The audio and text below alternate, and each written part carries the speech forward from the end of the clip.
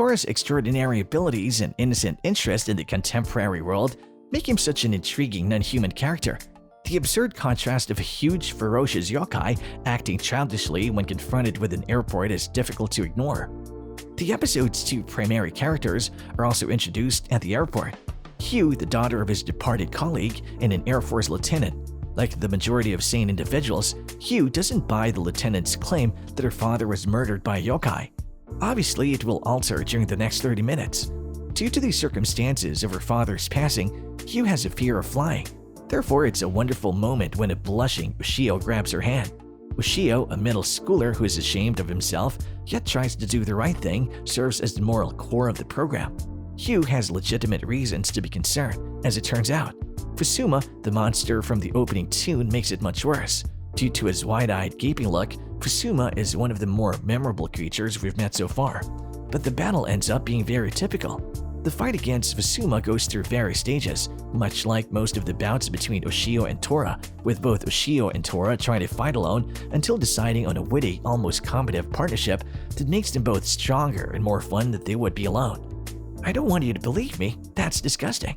At one point, Tora tells Ushio, "You're simply food to me," meaning that despite everything they've gone through together, Tora has remained staunch in his unconventional ways, much like the cat he resembles.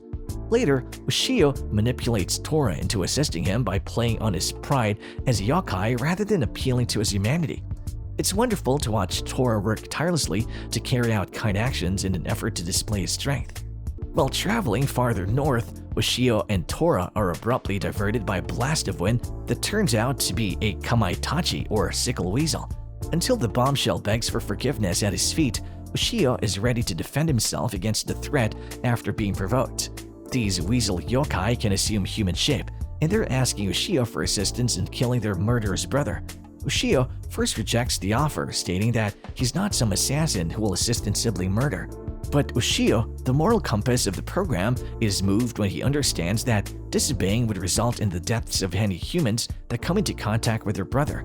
In Ushio and Tora, fighting between humans and yokai is nothing new, but in this episode, things get complicated since other yokai want a particular yokai dead. One of the most intriguing situations is when the sisters yokai and Tora are speaking. Tora finds the sister repulsive since she's a yokai that's as docile as a pet and despises people.